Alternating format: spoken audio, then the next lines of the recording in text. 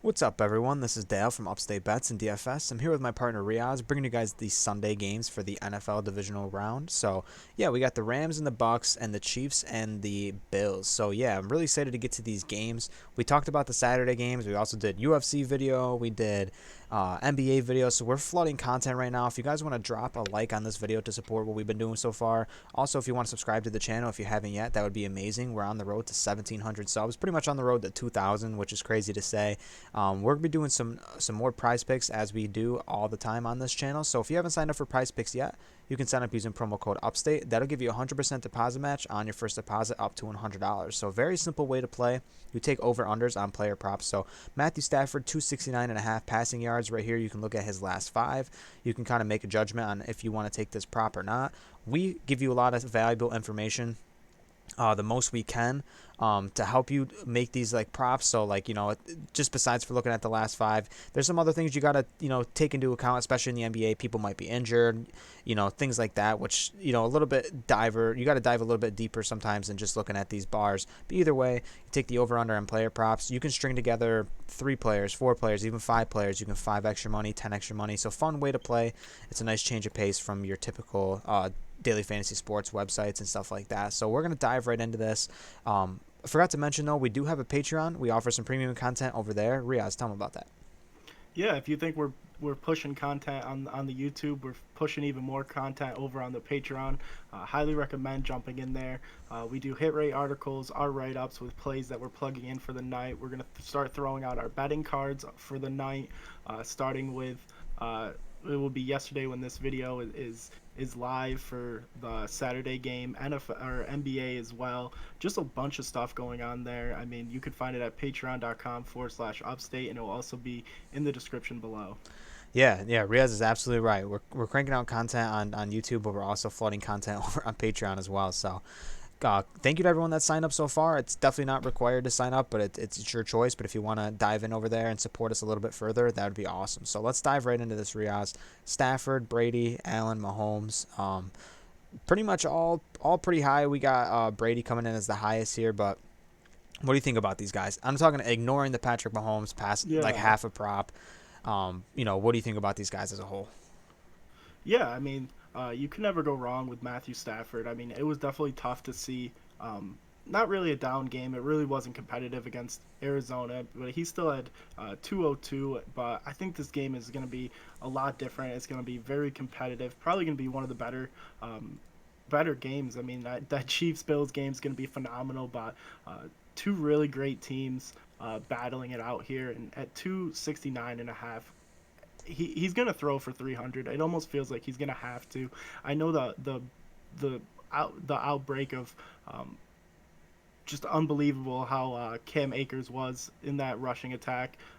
It was nice to see him back, but Matthew Stafford through and through is probably one of the better quarterbacks on this slate this season. So he just looks phenomenal. Yeah, Stafford. He's probably gonna. I would say he's probably the most. He's probably the guy that's gonna lead this group in passing attempts. They might go down to Tampa Bay. I don't know. I think both these games are going to stay really competitive. We saw the game Josh Allen had against New England, but we also saw the game Patrick Mahomes had against Pittsburgh. So just 4 really great props here. I think I can find my way over to Josh Allen, for sure. 308 against New England. Obviously has one of the best arms in the NFL. Really can toss the deep ball. Steph Diggs looks like he's riled up for this game. We saw what he did at the end of the Kansas City game last year. So I think Diggs is good for a big one here. He's got some threats on the outside. Gabriel Davis has been getting involved. He loves Dawson Knox in the end zone. It's Emmanuel Sanders over the top. There's a lot of ways that you can. He's got a lot of weapons, I should say. I think Mahomes looks really good too. But at the end of the day, I think. I like Kansas City in this game, but if Buffalo ever has to play from behind, Allen's really gonna have to throw. But regardless, like they're gonna go out throwing. So I think I like Allen the most. Yeah, I mean, especially what he did over 300 yards against really one of the best passing defenses in the league in zero degree weather. So you can't take away anything Josh Allen did last or Sunday. And then over in rushing yards, speaking of Josh Allen, he's at 46.5. I've been all over him the past 4 weeks over on the Patreon, and I have been smashing this prop. So I'm going to go right back to this against Kansas City. I mean, early on in the season, they played Kansas City, a nice win for them there. And I mean, I think he's due again for another nice rushing game here. I don't know what the weather's going to be. We'll see. We'll see officially what the weather's going to be there. But it's supposed to be a high scoring game. Allen could definitely evade the pocket, and they're just really finding out how much better how their offense is when he's running the ball 6 to 10 times a game, rather than just like finding ways to scramble. Like actually implementing running plays for him has been very successful for this offense, and I think they're going to continue that same trend. Yeah, and even the guy right next to him, Cam Akers, that I talked about when I was talking about Stafford. I mean, a lot more attempts than I thought he was going to get. He had a couple really big runs called back due to holding. So Cam Akers, it's not the great discount we had at 23.5 last week, but at 45.5, it's really hard not to go back to him. I know Tampa Bay has probably the best run defense in the league, but Cam Akers' speed, he's coming back from a torn Achilles in 6 months. I mean, it's hard to kind of doubt what he can do at this point. Yeah, Cam Akers looks really good. I mean, I know Tampa Bay, like Reoz said, so tough to run against. It really is so tough. I mean, look at Matt Stafford, though. He's at 1.5 rush yards. He ran for 22 against Arizona. He really had 3 decent scrambles in that game. I mean, they found really good success, and in that same formula, Matt Stafford might feel a little bit more like equipped to go out and do that again. Obviously, all he needs is 2. So I don't think that's that bad of a little line. And Reoz, what do you think about Singletary? It's kind of hard to ignore the production he's had. Yeah, I love Singletary here. I mean, uh, he's the sole back now. He kind of proved himself in the last handful of games that he needs to be out there. He needs to be getting the carries. It only helps out Josh Allen more in his rushing attack and letting the defense know that if Singletary does get the ball, he can break a 20, 25-yard run and just be very useful in this offense. Yeah, no doubt about that. Yeah, he's getting really good volume. Everything he's been doing lately has been awesome. So I like Singletary a lot in this matchup. If you're scared to go Allen and Singletary, I don't think you should be that scared. I think both are really good to go together. Obviously they don't like correlate the greatest, but I think realistically, if Singletary is running the ball really well, it's I think Allen is in terms of play action, you know, Allen can definitely scramble on the outside if they're running play action if Singletary's running the ball well. So I think you can correlate these two in the same prop. But we're going to go over to receiving yards. We got the man, Cooper Kupp here at 95.5. Down game against Arizona. He struggled against Arizona already early on in the season, but here against Tampa Bay, I don't think the matchup is perfect, but I do think that he can have a big game, but I'd rather go to his partner, Odell Beckham, at 42.5. What do you think about Odell? Yeah, it was nice to see him get very involved in this offense, and it was definitely a game when it seemed like the Rams were already going to win. It was a huge lopsided game that they need to get Odell going, especially for this game against Tampa Bay. They definitely figured with when they won that game they were going to be playing Tampa Bay, so this is a much tougher game, and to have Odell coming off a really good game, getting very involved, almost scoring his second touchdown, but just falling short. Definitely in a great spot here at 42.5 for sure. Yeah, no doubt. He's seen really good volume. I think he looks really good. Van Jefferson's one of the guys who has a really good hit rate on the season. His last 5 don't look too good. As Odell is starting to really emerge in this offense, I don't think he looks bad. Who else here interests you from all these great Kansas City receivers? Buffalo with that passing attack. Who do you like?